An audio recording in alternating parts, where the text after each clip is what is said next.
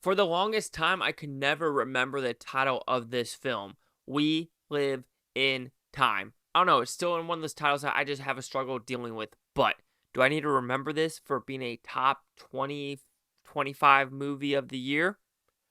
Probably.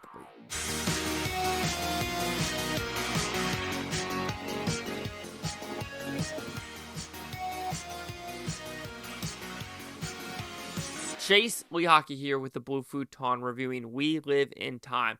So what's this about? Pretty simple premise. Andrew Garfield, Florence Pugh, they find each other, they love each other. However, cancer gets in the way of their life. What is going to ensue in these 6 months where they have to live together at the very end of her life, but also, how they met and the faults and shit that happens in between. So did I like this movie? Yeah.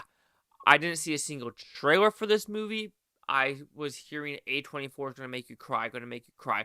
While this movie did not make me cry, I appreciated that because it was very mature, it wasn't sappy, and it didn't try to make you cry. Yes, it tugged on the heartstrings 110%, but they did it in such a mature way. That's going to be the word of the day for this review, mature. That it treats the audience with respect, with dignity, and knows it doesn't need to show the really bad shit. Yes, we're going to see Florence Pugh get her haircut. We're going to see her get chemo. We're going to see her throw up. We're going to see her cry in some scenes. But we're not going to see the aftermath of, tubes down her throat. We're not going to see a funeral. We're not going to see Andrew Garfield or their child crying.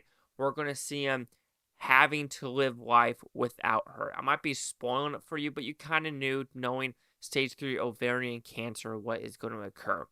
So the director also did Brooklyn, which I have it on the wall, but I still haven't seen it with Saoirse Ronan. But this movie, it knocked it out of the park with the acting, with the look of the movie, what the dilemmas are with the writing. Especially there's a scene where they talk about what she wants to do in the next 6 to 8 months. And will it be chemo? Will it be her being this top chef of trying to make it through a competition? Will it be being with her daughter? So it does all these dilemmas in such a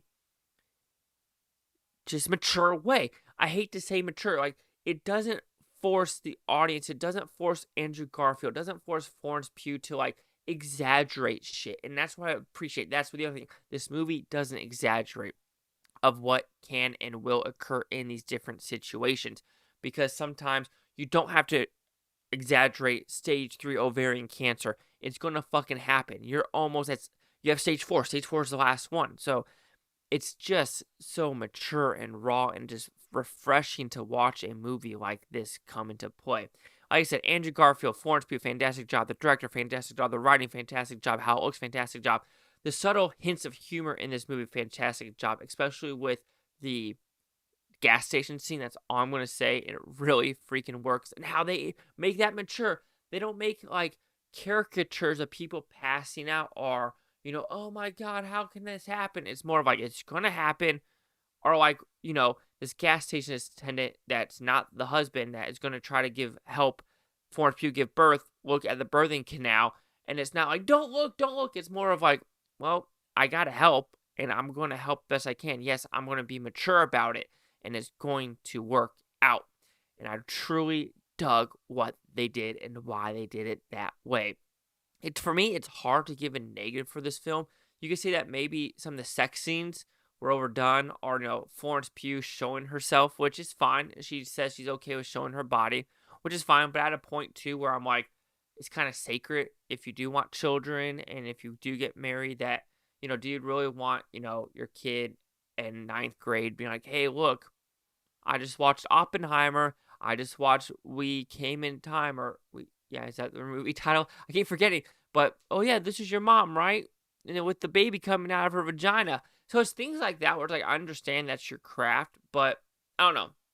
Me as a dude, I'm sensitive when it comes to that of, is it really worth it? But, Rihanna even said, that's one thing she regrets doing. But anyway, overall, We Came in Time. It's a mature movie. A24 did a fantastic job picking this one up. Director, great. Writing, great. this movie is one of the ones where I can rewatch again, and that's kind of rare for me to say. Because honestly, I'll be blunt, the year 2024, when it comes to great movies, there's a couple of them. I'll give it that. But Oscar movies, I would put this in the Oscar category because everything else that they're saying, like Conclave or Wicked or other movies like that, I completely disagree. We Live in Time will receive a 4.5 out of 5 with Futon, so it goes at 90%. Let's see what the critics' news scores gave this one. Critics 78%, audience score 84%. Critic consensus: Andrew Garfield and Florence Pugh's palpable chemistry will snatch audiences' heart before breaking them in We Live in Time, a powerful melodrama that uses nonlinear structure to thoughtfully explore grief. 90, 78, 84. I'm actually shocked it's only at a 78.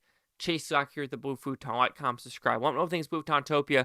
You Blue Futonians, thank you for watching. Have a great day. Watch this tape tomorrow, a week from now, a month from now, a year from now, every single freaking one of you. Seriously, it needs to be a little bit higher, just in my opinion.